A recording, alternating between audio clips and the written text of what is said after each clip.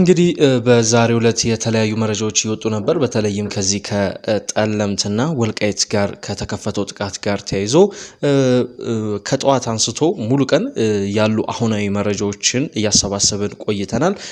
የግጭት ወቅት ስለሆነ የግጭት ወቅት ዘገባዎች ደግሞ ጥንቃቄ ስለሚፈልጉ ግራ ቀኝን ማየት እንደዚሁም ደግሞ ተመልካችን ህዝቡን ሊያሳስቱ የሚችሉ እጅግ ሴንሲቲቭ ጉዳዮች ስለሆኑ ከግራም ከቀኝም ከተለያዩ ኃይሎች ምን እየተባለ ነው ምን እየተነገረ ነው የሚለውን ነገር ከምንጮቻችን እንደዚሁም ከተለያዩ አመራሮች የደረሱን መረጃዎች አሉ። እነዛን ተንተርሰን ያለው ነባራዊ ሁኔታም እንደሚመስል እንቃኛለን። በዛሬው ዕለት አዳዲስ ግንባሮች ላይ ጦርነት ወይም ውጊያ ተቀስቅሷል። በተለይም የፌደራል ኮማንድ ፖስት ከራያ አላማጣ ወጥቶ ከራያ አላማጣና ኮረም ወጥቶ ወደ ራያ ቆቦ መግባቱን ተከትሎ የህወሓት ኃይሎች ተጨማሪ ጦር ወደ ኮረምና ወደ አላማጣ አስገብተዋል። በቶናሊ በሚባል የአፋር ክልል ቀበሌ ውስጥ የህወሓት ኃይሎች የከባድ መሳሪያ ድብደባ እንደጀመሩ 3 የሚሆኑ የአካባቢው ነዋሪዎች እንግዲህ ለኢትዮ ዲስክ ተናግረዋል። እነዚህ ምንጮች ምንድነው የሚሉት? ድብደባው ድንገተኛ ከሰሞኑ የኃይል ስምሪቶች እንቅስቃሴዎች ሰራዊትና መሳሪያዎችን በተለይም የቡድንና ከባባድ መሳሪያዎችን የማስጠጋት እንቅስቃሴዎች ነበሩ ይላሉ። ይህን ተንተርሶ እንግዲህ በዛሬው ዕለት 8 ሰዓት አንስቶ የከባድ መሳሪያ ድብደባ እየፈጸመ እንደሚሆን በዚህም ሰብአዊና ቁሳዊ ኪሳራ እንደደረሰ አመልክተዋል። እዛ አካባቢ ላይ እንግዲህ መንግስትም እንግዲህ ጥቃት ተከፍቷልና ያጸፋ ምላሽን እየሰጠ ይገኛል። እዚህ ወልቃይት ጠለምት ያሉ የዛሬ መረጃዎች እጅግ በርከት ያሉ ናቸው። በተለይም ህወሓት የተቆጣጠራቸው ቦታዎች አሉ።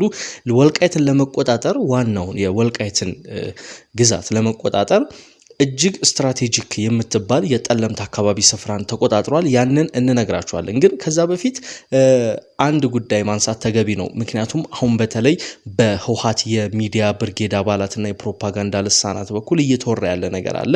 ጦርነቱን እኛ አልጀመርነውም፣ ቀድሞ የተተኮሰብን ከመንግስት በኩል ነው የከባድ መሳሪያ ድብደባ የደረሰብን የሚል ነገርን እያነሱ ተመልክተናል። ይህንን ጉዳይ ለማጣሪያት ነዋሪዎችን፣ በአካባቢው የሚገኙ አመራሮች እንደዚሁም ደግሞ ገለልተኛ አካላትን ለማነጋገር ሞክረናል። እነዚህ አካላት ግን ህወሓት ወይም የህወሓት ልሳናት የሚባሉት የህወሓትን አስተሳሰብ የሚያስተጋቡ ድረገጾች አሉ። ትልልቅ ድረገጾች እንደዚሁም አክቲቪስቶች አሉ። እነሱ ካሉት በተቃራኒ ነው ያሉት። ህወሓት እንደውም አስቀድሞ ጦርነቱን ጦርነቱን የከፈተበት ሁኔታንም በግልጽ አብራርቷል። ምናልባትም ለሚዲያ ላይውል ስለሚችል እሱን እንተውና አስቀድሞ ግን ጥቃት የከፈቱት የህወሓት ኃይሎች እንደነበሩ ነግረውናል። በተለይም ጥቃት የከፈቱት በመጀመሪያ በሁለት ስፍራዎች ላይ ነው። በምስራቅ ጠለምት ሚጫራና አንበሳ መቃብር በሚባሉ ስፍራዎች ላይ ነው ጥቃቶችን የከፈቱት። ከዚያ ተንተርሶ ለጥቂት ደቂቃዎች የቆየ የተኩስ ልውውጥና የከባድ መሳሪያ ውጊያዎች ነበሩ። በከባድ መሳሪያ የታገዙ ውጊያዎች ማለት ነው። ወዲያው በማግስቱ ግጭቶች እንደተስፋፉ ነው መረጃዎች የሚያመላክቱት። አንዳንድ ጉዳዮችን ማየት ይገባል። በተለይም በዛሬው ዕለት ምን አለ የሚለውን ጉዳይ በመንተራስ ማለት ነው። እንግዲህ በዛሬው ዕለት መረጃዎችን ስናሰባስብ ወልቃይትና ጠለምትን የተመለከቱ የደረሱን መረጃዎች ወታደራዊ ግለቱና ግጭቱ እንደ እቶን እሳት እጅግ ግለቱ መጨመሩን የሚያሳዩ ናቸው። እንግዲህ ህወሓት በጠለምት የለኮሰው ትንኮሳ እንደቀጠሉ የነገሩን ምንጮች በዛሬው ዕለት በተለይ ምሳ ሰዓት አካባቢ አንዳንድ የመረጃ ምንጮች ደግሞ ከጠዋት አንስቶ እስከ ምሽት ድረስ ነው የሚሉት የድሮን ቅኝት መደረጉን ይገልጻሉ። እኚህ መረጃውን ያደረሱን ምንጭ ምንድነው የሚሉት? ከቀናት በፊት የድሮን ጥቃት መፈጸሙን ያስታውሱና ከትናንት ጀምሮ ደግሞ ከዚህ ከተከዚ ወንዝ አንስቶ እስከ ሽሬ እንደዚሁም ኤርትራ ቦርደር ድረስ የድሮን ቅኝት እንደነበር ገልጸዋል። ሌላ ምንጭ ደግሞ በተመሳሳይ ይሄ የፌደራል ኮማንድ ፖስት ከራያ አላማጣና ኮረም ለቆ ከወጣ በኋላ እስከ ዛሬ ከትናንት አንስቶ እስከ ዛሬ ሙሉ ቀን ድረስ ተደጋጋሚ የድሮን ቅኝቶች እንደነበር ነግረውናል። መረጃዎች እንደሚያመላክቱት እንግዲህ ከጥር 18 ጀምሮ አፍላ ውጊያ ከተነሳባቸው የምስራቅና ምዕራብ ጠለምት አካባቢዎች በተጨማሪ በሌሎች ወሳኝ ግንባሮች ፉል ስኬል ዋር ለመክፈት ቲፒኤልኤፍ የሰው ኃይል ሎጂስቲክ እና የመረጃ ቅንጅቶችን እያደረገ እንደሆነ ነው የሚነግሩን። በተለይም በጠለምት ቀጠናዎች እስካሁን በታወቀና እኛም እጃችን ላይ በገባውና ከገለልተኛ አካላትም ከነዋሪዎችን ባረጋገጥነው መሰረት ህወሓት 3 አርሚዎችን አስገብቷል። እነዚህ አርሚዎች አርሚ 11 አርሚ 13 እና አርሚ 35 ናቸው ይላሉ። ቁጥሩ ግን ከዚህም ሊበልጥ ይችላል ይላሉ። በተለይ ይሄ ከዋልድባ መድኃኔዓለም ታችኛውን ገጽ የወልቃይትን አናትና የጠገዴ መሻገሪያ የአርማደጋ ወሳኝ በርን ትላንት የህወሓት ኃይሎች ትናንት ሌሊት ላይ ይዘውታል ይላሉ። ይሄኛው እንግዲህ ይሄኛው ኃይል ወደ ወልቃይትና ወደ ጠገዴ ወሳኝ ክፍሎች ሰብሮ ለመግባት እየተዘጋጀ ነው ይላሉ። በሽራሮ በኩል ተገዜን ተሻግሮ ወደ ቃፍታ ሁመራ በደደቢት ወደ ቆራሪት አቅጣጫ በሂውማን ዌቭ አታክ ለመግባት አስቧል ቲፒኤልኤፍ ይላሉ። ከሽሬ ሲንቀሳቀስ ከሽሬ ሲንቀሳቀስ ያደረው የሰው ኃይልም ለዚህ በአብነት ይጠቅሱታል። ከዚህ በተጨማሪም በሱዳን ያለው የቲፒኤልኤፍ ታጣቂ ኃይል ከመቼውም ጊዜ በላይ የትጥቅ አቅምን ፈጥሯል ይላሉ። እዛ አካባቢ መረጃ ያጋሩን አንድ አመራር አርሚ 70 በ3 ኮሮችና አንድ ኮማንዶ ክፍለ ጦር ከመዋቀሩ ባለፈ ለዚሁ ዘመቻ ሌሎች ስልጠናዎችም ሲሰጠው ቆይቷል ይላሉ። ይህንን ደግሞ የወልቃይት አስተዳዳሪዎች አቶ አሸተ ደምለውና እነ ኮሎኔል ደመቀ ጠንቅቀው ያውቁታል ይላሉ። ድንበር አካባቢ ሸረሪና ላይ ያለው ኮር 701 አዛዡም ኮሎኔል ጸጋይ ኃይል ይባላል። ተጨማሪ ኃይል እንዲጨመርለት ተደርጓል። መሃል ሱዳንን እንዲሁም ዋድ መድሃኒ ይቅርታ ስም ልሳሳት ይችላሉ የአካባቢዎቹን ትንሽ እዛ አካባቢ ያሉ ስሞች ያስቸግራሉ። መሃል ሱዳንና ዋድ መደኒ ላይ ሆነው የአልቡርሃን ጦር ደግፈው ሲዋጉ የቆዩት በዮሐንስና በመብራቶም የሚመሩት ኮር 702 እና ኮር 703 እንደተንቀሳቀሱ ወደዚህ ወደ ሸረሪና አቅጣጫ ማለት ነው። ሸረሪና ማለት እንግዲህ ወልቃይት አፍንጫ ስር ያለ ከወልቃይት 35 የሚያህል ኪሎ ሜትር እንደሚርቅ ነዋሪዎች ይናገራሉ። በተጨማሪም ወዲ ነጮ ተብሎ የሚጠራው አንድ ክፍለ ጦር ኮማንዶም በተመሳሳይ ከዋድ መደኒ ሱዳን ወደ ጠረፍ ወደ ሸረሪና ኃይሉን እንዲያንቀሳቀስ ተደርጓል። መረጃውን ያደረሱን አካላት ምንድን ነው የሚሉት? በሌላ በኩል የጦርነቱ ቅድመ ዝግጅት ቁልፍ ጉዳይ የሆነው የህወሓት ጀነራሎች የጦርነቱ ወታደራዊ ኮማንድ ማዕከል ሆና የተመረጠችው ቦታ አዲ ጸጸር ማለትም ሽራሮ አጠገብ አቅራቢያ ያለች ስፍራ እንደሆነች ይናገራሉ። በተጨማሪም ከባባድ መሳሪያዎቻቸውንም የቲዲኤፍ ወይም የቲፒኤልኤፍ ኃይሎች ከቦታ ወደ ቦታ እንዳንቀሳቀሷቸውም ይጠቁማሉ። ቡድኑ ቀላል ሮኬቶችን ጨምሮ መድፎችና ታንኮችን አንቀሳቅሷል። ወደ አዲስ ጸጸርና የጭላ ወስዶ ያከማቻቸው ከባድ መሳሪያዎችም እንዳሉ መረጃዎች ያመለክታሉ። እንግዲህ እነዚህ በወልቃይት እና ጠለምት ያሉ ጉዳዮች ናቸው። እንግዲህ ህወሓት የተቆጣጠራቸውን አንዳንድ ስፍራዎች መመልከት ይበጃል።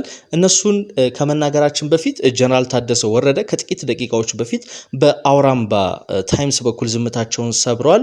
ጊዜያዊ ግጭት እንጂ ፉል ስኬል ዋር ይከሰታል የሚል እምነት እንደሌላቸው እንግዲህ ለአውራምባ ታይምስ እንደተናገሩ ከአውራምባ ታይምስ ዘገባ ላይ ተመልክተናል። ከዚህ በተጨማሪም በዛሬው ዕለት ወደ አዲስ አበባ የመምጣት ለስብሰባ ወደ አዲስ አበባ የመምጣት ቀጠሮ እንደነበራቸው ዘገባው ይጠቅስና ነገር ግን ትናንት አመሻሽ አንስቶ ከአዲስ አበባ ወደ ትግራይ የሚደረጉ በረራዎች ሙሉ ለሙሉ በመቋረጣቸው ምክንያት የጀነራል ታደሰ ወረደ ጉዞ እንደ ተስተጓጎለ ይናገራሉ። አሁንም ለድርድር በሮች እንዳልተዘጉ ጊዜው እንዳረፈደ ጀነራል ታደሰ ወረደ ተናግሯል ይልና ጦርነቱ ጊዜያዊ ግጭት እንጂ ወደ ፉል ስኬል ዋር ይቀየራል የሚል እምነት እንደሌላቸው ተናግሯል።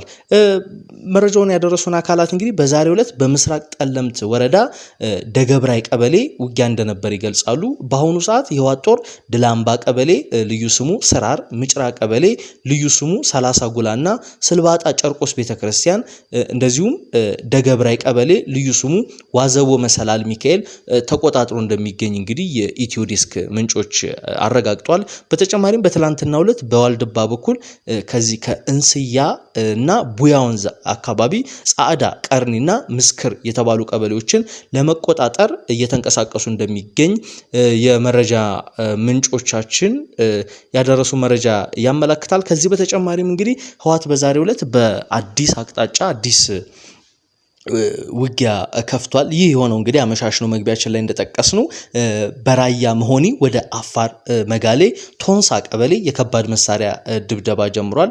አንድ ነዋሪ እንደውም ከ8 ሰዓት ከ20 ደቂቃ አንስቶ ወደ ቀበሌው የህወሓት ታጣቂዎች እንግዲህ የከባድ መሳሪያ ድብደባ ይፈጽሙ ነበር ይላሉ። ህወሓት ይችን ቀበሌ የኔ ናት ብሎ የይገባኛል ጥያቄ ያነሳባታል። ከ3 ወራት በፊት እንግዲህ ወደ አፋር ዘልቆ በመግባት የከባድ መሳሪያ ድብደባ ሲፈጽም ይችን ቀበሌ ተቆጣጥሮስ ነበር።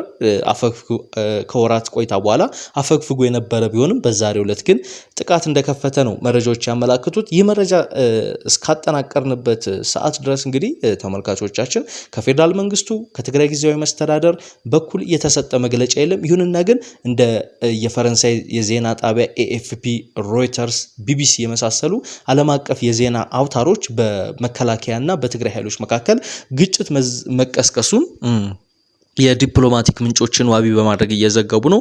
የኢትዮጵያ አየር መንገድ ወደ ትግራይ ክልሎችም ወደ ትግራይ ክልል የተለያዩ ከተሞች በረራ ያቋረጠውም ከዚህ ግጭት መቀስቀስ ጋር ተያይዞ እንደሆነ እንግዲህ የዲፕሎማቲክ ምንጮችን በመጥቀስ ከሮይተርስ ዘገባ ላይ ተመልክተናል። የፌደራል መንግስት እስካሁን ምንም ያለው ነገር የለም። ይሁንና ግን የተለያዩ ፓርቲዎች መግለጫን እያወጡ ነው። ከነዚያ መካከል አቶ ጌታቸው ረዳ የሚመሩት የስምረት ፓርቲ እንዲሁም ውድብ ነጻነት ትግራይ ፓርቲዎች ግጭት መቀስቀሱን ግጭቱ ሳይስፋፋ የፕሪቶሪያ አደራዳሪ አካላትና ዓለም አቀፍ ተቋማት ሀገራት ጭምር እንዲያደራድሩ ሁለቱን አካላት ሀይ እንዲሏቸው ከግጭት እንዲመልሷቸው እየተማጸኑ ይገኛሉ። ከዚህ በተጨማሪም በመቀሌ በዛሬው ዕለት በባንኮች ሰልፎች እየታዩ ነው።